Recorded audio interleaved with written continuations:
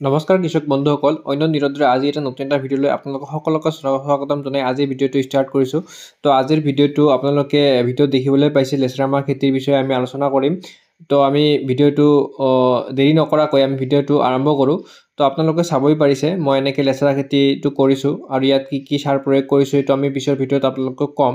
কিন্তু এতিয়া কিছুমান গুৰুত্বপূৰ্ণ কথা আপোনালোকৰ লগত শ্বেয়াৰ কৰিম। আপোনালোকে ভিডিঅ'টো স্কিপ নকৰাকৈ সম্পূৰ্ণ চাই থাকিব।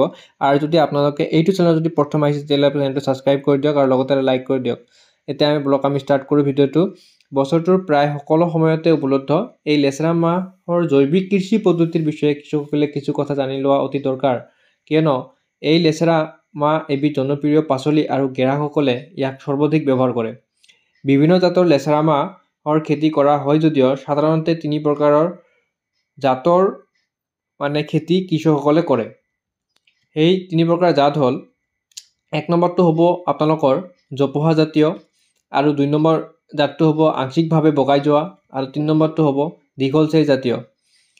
এতিয়া বীজৰ উপকাৰিতা আমি পিছৰ ভিডিঅ'ত আলোচনা কৰিম। এতিয়া আমি ডাইৰেক্ট আলোচনা কৰিবলৈ গৈ আছোঁ যে কিছুমান পোক অনিষ্ট কৰে। তে অনিষ্টকাৰী কীট মোৱা পোক, যেনেকা তাৰপিছত পাত চুৰুংগী পোক যিবিলাক পাত ফুটা কৰে, তাৰপিছত চেই বিন্ধা কৰা পোক, তাৰপিছত পাত মৰকা যোৱা পোক পাতটো মৰোৱা পোক মেৰাই যায়, তেনেকুৱা পোক কিয় হয় আৰু সেইটোৰ পৰা আমি কেনেকৈ পৰিত্ৰাণ পাব পাৰি। তাৰপিছত ৰঙা চাহী পোক, এইবোৰ আমি কেনেকৈ খেতিৰ পৰা আঁতৰত ল'ব পাৰি।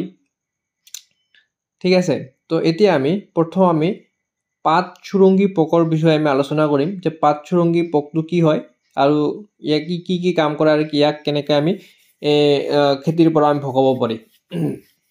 তো আশ্ৰয়কাৰী বন বাটবোৰ পৰিষ্কাৰ কৰি ৰাখিব লাগে।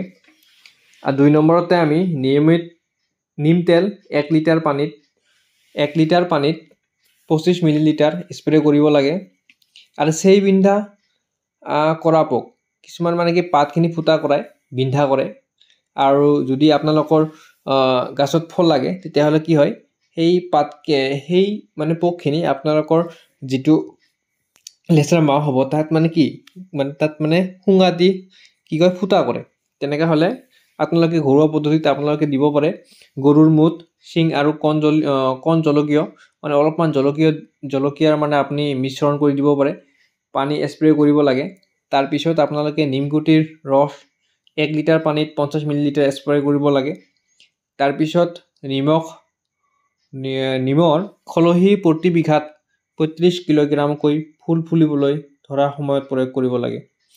এতিয়া আমি আলোচনা কৰিম যে বন্ধু বান্ধৱীসকল, আপোনালোকে প্ৰায়ভাগ সময়ত দেখিব পাৰে যে আমাৰ গছখিনি যে আপোনালোকে দেখিব পায়, সেইখিনি গছখিনি কি হয়, পাতখিনি দুটা পাত একেলগে মৰোৱাই যায়, ৰাউণ্ড হৈ থাকে।